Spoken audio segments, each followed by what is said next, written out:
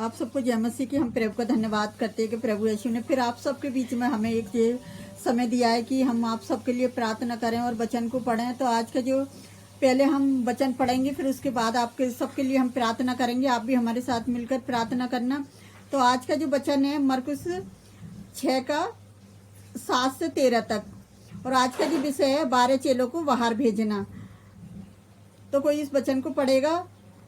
मरकुस 6 उसका 7 से। उसने 12 को अपने पास बुलाया और उन्हें दो दो करके भेजने लगा और उन्हें अशुद्ध आत्माओं पर अधिकार दिया। उसने उन्हें आज्ञा दी, मार्ग के लिए लाठी छोड़ और कुछ न लो, न रोटी, न झोली, न बटुए में पैसे, परंतु जूतियां पहनो और दो दो कुर्ते ना पहनो। और उसने उनसे कहा, जहाँ कहीं तुम किसी घर में उतरो तो जब तक वहां से विदा ना हो लो तब तक उसी घर में ठहरे रहो। जिस स्थान के लोग तुम्हें ग्रहण ना करे और तुम्हारी ना सुने, वहां से चलते ही अपने तलवों की धूल झाड़ डालो कि उन पर गवाही हो। तब उन्होंने जाकर प्रचार किया कि मन फिराओ, और बहुत सी दुष्ट आत्माओं को निकाला और बहुत से बीमारों पर तेल मलकर उन्हें चंगा किया। हालेलुया। तो यहाँ देख रहे हो कि अभी हमने फ्राइडे को पढ़ा पवित्र आत्मा के कार्यों के बारे में। जब तक पवित्र आत्मा हमें मजबूत नहीं करेगा अपने कार्यों में, तब तक हम कुछ भी नहीं कर पाएंगे। अभी तक हम वचनों को पढ़ रहे थे यीशु मसीह के उद्धार के बारे में, यीशु मसीह को ग्रहण करने के बारे में, पापों को छोड़ने के बारे में। तो आज जो प्रभु ने हमें वचन दिया है 12 चेलों को किस प्रकार भेजा बाहर। तो 12 चेले, जो प्रभु के 12 चेले थे, उनमें से एक चेला तो सबको पता ही है कि वो यहूदा इस्करियोती था और उसने यीशु मसीह पर दोष लगाया था। तो जो 11 चेले थे जो प्रभु के साथ काम कर रहे थे, और प्रभु ने इन्हें दो दो करके क्यों भेजा कि जाके जी क्या करें, शुभ समाचार प्रचार करें। और जब ये प्रभु ने इनको भेजा तो जो अधिकार यीशु मसीह को मिला हुआ था वो ही अधिकार इन्हें दिया गया। अगर हम मरकुस के 16 में पढ़ेंगे तो उसमें देखिए क्या लिख रहा है 18 तक। जो विश्वास करे और बपतिस्मा ले उसी का उद्धार होगा, परंतु जो विश्वास ना करेगा वह दोषी ठहराया जाएगा। विश्वास करने वालों में ये चिन्ह होंगे कि वे मेरे नाम से दुष्टात्माओं को निकालेंगे, नई नई भाषा बोलेंगे, सांपों को उठा लेंगे, और यदि वे प्राणनाशक वस्तु पी भी जाए तो भी उनकी कुछ हानि ना होगी। वे बीमारों पर हाथ रखेंगे और वे चंगे हो जाएंगे। हालेलुया। तो यहाँ देख रहे हो कि परमेश्वर के वचन में पहले से ही लिख दिया कि जो अधिकार विश्वास करने वाले लोगों को भी मिला, जिसने यीशु मसीह को ग्रहण किया उन्हें भी यही अधिकार मिला जो चेलों को मिला। चेले उसके साथ रहते थे और वही अधिकार उनको मिला। और वही अधिकार यीशु मसीह ने किसको दिया? यीशु ने अपने विश्वास करने वाले लोगों को, कि तुम दुष्ट आत्माओं को निकालोगे, बीमारों को चंगा करोगे। अगर प्राणनाशक वस्तु भी पी जाओगे तो भी तुम्हारी कुछ हानि ना होगी, सिर्फ एक विश्वास के द्वारा। अगर तुम्हारा विश्वास नहीं है ना तो तुम कुछ भी नहीं कर पाओगे। तो इसी तरह से इन चेलों को विश्वास में आत्मनिर्भर करके कि इन्हें इतना मजबूत परमेश्वर ने बनाया कि किस तरह से जब यीशु मसीह के साथ थे तो यीशु मसीह को बताते रहते थे कि किस तरह से संकट आएगा, किस तरह से लोग तुम्हें सताएंगे। जब यीशु मसीह साथ थे तो जब यीशु मसीह पर सताव आ रहे थे तो इसी तरह से यीशु मसीह ने अपने जाने से पहले चेलों को ये सब बातें बताई कि इस तरह से तुम्हारे साथ भी हो सकता है। तो जहाँ हम वचन में देखेंगे 7 में, मरकुस इस बात का पहले वर्णन करता है कि यीशु 12 शिष्यों को आत्मनिर्भर व्यक्ति की तरह बाहर भेजता है, इस अनुभव से कि चेलों ने सीखा कि उनके साथ यीशु के ना होने पर भी उनके पास उसका अधिकार था, क्योंकि यीशु मसीह ने पहले ही उनको अधिकार दिया था। और अधिकार और सामर्थ्य जिसमें वे दुष्ट आत्मा और वे सब बीमारों को अपने नियंत्रण में रख सकते थे। मत्ती 10 का 1 और 8 में देखेंगे, और लूका 9 का 1 में यह मरकुस कहता है कि यीशु ने उन्हें दो दो करके भेजा, और उपदेशक और मसीह कार्यकर्ताओं के लिए 2 व्यक्ति की जोड़ी में ही यात्रा करना उचित है। लूका 10 और 1 में प्रेतों के काम में 13 का 2 और 3 और 15 के 40 में। अगर हम 8 और 9 में देखेंगे कि चेलों ने भी ये सीखा कि परमेश्वर उनकी सब जरूरतों को पूरी करेगा।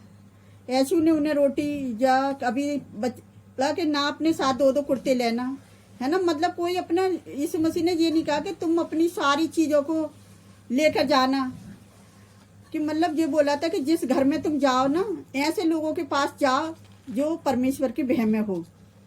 जो परमेश्वर की आज्ञा का पालन करता हो। ऐसे नहीं भेज दिया कि किसी के भी घर में चले जाओ। तो इसलिए उन्हें, और वहाँ जो वचन में देखेंगे हम मत्ती 10:9 और 10 में, जिन लोगों को वे उपदेश देता और चंगा करते उन लोगों को उनका भोजन वे समान उन्हीं से, जो चीज की उनको जरूरत होती थी, जिस घर में वो जाते थे उन्हीं की जरूरत उसी जगह से पूरी होती थी, उसी घर से पूरी होती थी। क्योंकि वो लोग कहते हैं ना, मजदूर को मजदूरी मिलनी चाहिए। तो इसी तरह से यीशु मसीह के चेलों के साथ भी ऐसा ही था। यीशु मसीह ने ये नहीं कहा कि अपने लिए तुम कुछ भी चीज मत लो, जो चीज तुम्हारी आवश्यकता है, उस चीज की तुम्हें जरूरत है, उस चीज को आप लेके चलो, बाकी सारी चीजों की चिंता ना करो। तो इसी प्रकार से इसमें अगर हम मत्ती 9:10 में देखेंगे कि यीशु ने भी अपने चेलों को आज्ञा दी कि वे लाठी और जूते साथ ना लें। अधिकांश बाइबल शास्त्र का ये वचन है, ये विचार है कि यीशु ने विभिन्न यात्राओं के लिए विभिन्न निर्देश दिए। जूते, लाठी जैसे ऐसे उनके लिए ऐसी चीजों की कोई ऐसी आवश्यकता नहीं थी। फिर भी प्रभु का कहने का मतलब था कि तुम्हें भी जो जरूरत की चीजें उसे तुम लेके जाओ। तो जिस घर में तुम चेलों को संदेश ग्रहण करना नहीं, जैसे बहुत सारे लोगों के चेलों के वचन को ग्रहण नहीं करते, अगर वहाँ तुम्हारा अपमान हो रहा है, तुम्हारे पैर में अगर उसकी धूल भी लगी है ना, तो उसे तुम झाड़ दो। ये परमेश्वर का काम है। और ये चेलों को आस्वीकार किया, उन्होंने खुद परमेश्वर के पुत्र मसीह को आस्वीकार किया, इसलिए वे उनके लिए अधिक बड़ा दंड निर्धारित होगा। क्योंकि देख रही हो कि जब परमेश्वर का दंड उन पे आएगा, जैसे बहुत सारे मसीह लोग हैं, अभी मैं देखती हूँ कि कितने सताए जा रहे हैं। तो अगर हम अभी और थोड़ा सा वचन और पढ़ेंगे, आज भी जब हम परमेश्वर के वचन का प्रचार करते हुए विभिन्न स्थानों की यात्रा करते हैं, तभी पहले चेलों की तरह हम पर लागू होते थे। जो लोग हमारे वचन या संदेश को आस्वीकार करते हैं, वे मसीह को भी आस्वीकार करते हैं। वे बचाए जाने या उद्धार पाने का अवसर खो देते हैं। लेकिन जो लोग हमारे वचन को ग्रहण करते हैं, वे ही मसीह के द्वारा ग्रहण किए जाते हैं, उसके परिवार में शामिल किए जाते हैं। इसके साथ ही वे उद्धार प्राप्त करते हैं। हालेलुया। तो अगर हम 12-13 में देखेंगे, जब चेले बाहर निकल कर गए, तभी उन्होंने वैसा ही किया जैसे मसीह ने किया था। उन्होंने प्रचार किया और लोगों को पछतावा करना चाहिए।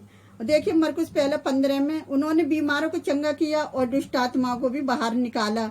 लूका 9:6 में मरकुस कहता है कि उन्होंने कई रोगियों को तेल से अभिषेक किया और उन्हें चंगा किया। यीशु के समय में बीमार लोगों को तेल से अभिषेक की एक प्रथमा थी कि इस तरह से कि एक डॉक्टर की तरह इलाज था, कि जैसे तुम लोगों के कहते हैं ना कि वचन याकूब 5:13-14 में अगर हम देखेंगे, तो उसमें भी ऐसी तेल के अभिषेक के बारे में लिखा है कि यदि कोई तुम में बीमार हो तो वो क्या करे, प्रार्थना करे। यदि कोई तुम में, अगर हम इस वचन में पढ़ेंगे तो उसमें लिख रहा है 13 में, यदि कोई तुम में कोई दुखी हो तो वह प्रार्थना करे, यदि आनंदित हो तो वह स्तुति के भजन गाए।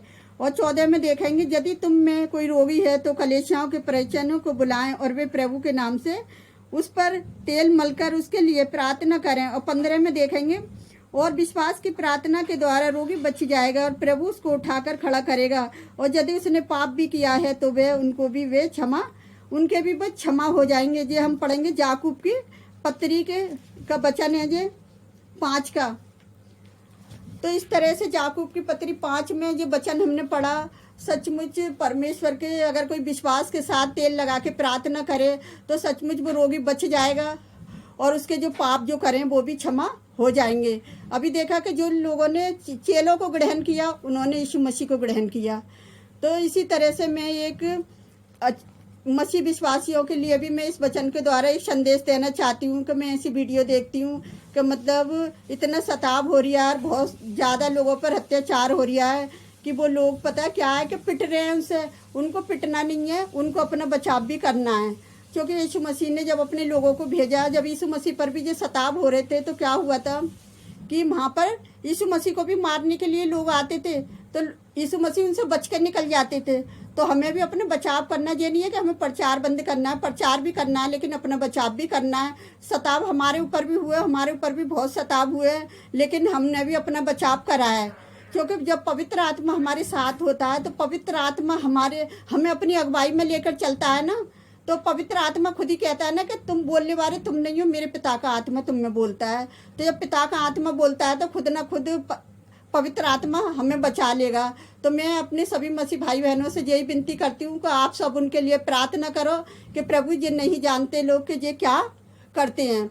तो मैं आज के संदेश में सब मसीह भाई बहनों के लिए और मैं लगातार प्रार्थना करती रहती हूँ सभी प्रचारकों के लिए, सभी बहन भाइयों के लिए। तो आज के इस संदेश के लिए मैं अपने प्रभु यीशु को धन्यवाद करती हूँ और इस सुंदर वचन के लिए भी मैं अपने प्रभु यीशु को धन्यवाद करती हूँ। तो आइए हम सब मिलकर प्रार्थना करते हैं। आप भी हमारे साथ मिलकर प्रार्थना करें। Hallelujah, hallelujah, hallelujah. Thank you Jesus, thank you Jesus, thank you Jesus. मेरे महान और अनुग्रहकारी पिता, आपका धन्यवाद करते मेरे जो परमेश्वर कि किस तरह से आपने अपने चेलों को भेजा दो दो कर प्यारे जो परमेश्वर, और किस तरह से आपने उन्हें उस शताब के बारे में मजबूत करा प्यारे जो परमेश्वर। तो सचमुच आज तेरे उन लोगों की बारी है जो पिता जो तेरे विश्वास में है प्यारे जो परमेश्वर, जो आप पर विश्वास करते हैं, जो आपने उन्हें पहले से ही गिफ्ट दे दी कि तुम बीमारों पर हाथ रखोगे तो बीमारी चली जाएगी और दुष्ट आत्माएं निकल जाएंगे, अगर प्राण नाशक वस्तु भी पी लोगे तो तुम्हें कुछ हानि ना होगी। तो मेरे पिता परमेश्वर, सचमुच कुछ लोगों को तेल से अभिषेक किया प्यारे जो परमेश्वर, और आपने उन्हें चंगाई दी और उन बीमारों को रोगों को तो आपने चंगा किया पिता, उनके पापों को भी आपने क्षमा किया मेरे जो परमेश्वर। तो ये हमारा विश्वास है पिता। आज मैं उन मसीह भाई बहनों के लिए, सबके लिए यही प्रार्थना करती हूँ प्यारे जो परमेश्वर, जो उन पर शताब है प्यारे पिता, कि वो अपने आप को भी बचा सके प्यारे जो परमेश्वर। जब तक आपका पवित्र आत्मा उनकी सहायता नहीं करेगा पिताजी, वो कुछ भी नहीं कर सकते प्यारे जो परमेश्वर। ऐसे लोगों के बीच में आपका पवित्र आत्मा काम करे प्यारे पिता परमेश्वर।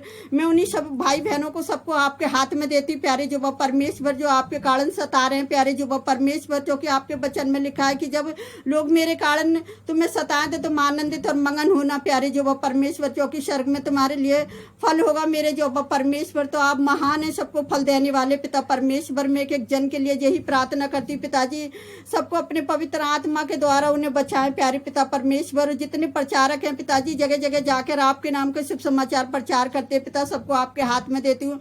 आप सबकी सहायता मदद करें पिताजी, और मैं अपने देशवासियों को भी सबको आपके हाथ में देती प्यारे जो परमेश्वर, की जो किसी के साथ जबरदस्ती कर रहे हैं प्यारे पिता परमेश्वर, एक दूसरे के धर्म के बारे में पिता, आप उन्हें क्षमा करें पिताजी। आप क्षमा करने वाले हैं मेरे जो परमेश्वर, की तेरे मसीह लोगों को ना सताए प्यारे पिता परमेश्वर, कि जिस शताब का दिन चल लिया है, शर का राज्य निकट आ गया है मेरे जो परमेश्वर। तो आप उन लोगों को क्षमा करें पिता, और उनके परिवारों को आप ब्लेस करें प्यारे जो परमेश्वर, की जो पिता जो लोगों को सता रहे हैं मेरे जो परमेश्वर। मैं सबके लिए यही विनती करती हूँ मेरे पिता परमेश्वर।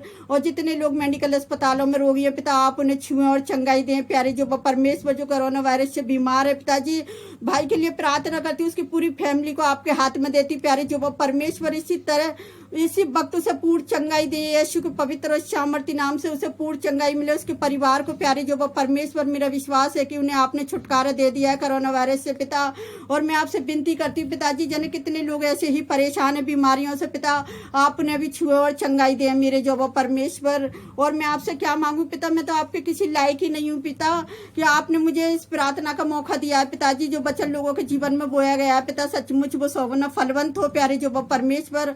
और आप उनकी सहायता और उनकी मदद करें पिताजी, के तेरा वचन ज्यादा से ज्यादा लोगों तक फैला सके पिता। जितने लोगों ने इस वीडियो को देखते हैं पिताजी, उनको भी पिता आप रूह का मशा करें प्यारे जो परमेश्वर। आप उनके घरों में भी आपकी आशीष, आपकी बरकत हो, उनके किसी बात की घटी ना हो मेरे जो परमेश्वर। और मैं आपसे क्या मांगू, आप तो हमारे मांगने से पहले ही जानते हैं। जितने लोगों ने हमारे साथ मिलकर प्रार्थना करिए पिताजी, बड़ी ब्लेसिंग हो जाए उन पर प्यारे जो परमेश्वर, उनके परिवारों पर आपकी ब्लेसिंग हो जाए मेरे पिता परमेश्वर। आपने हमारी प्रार्थना का हाँ में जवाब दिया, उसके लिए आपका धन्यवाद करती पिता। मैं जो भी मांगती हूँ यीशु के पवित्र और सामर्थी नाम पर, आमीन। God bless you all.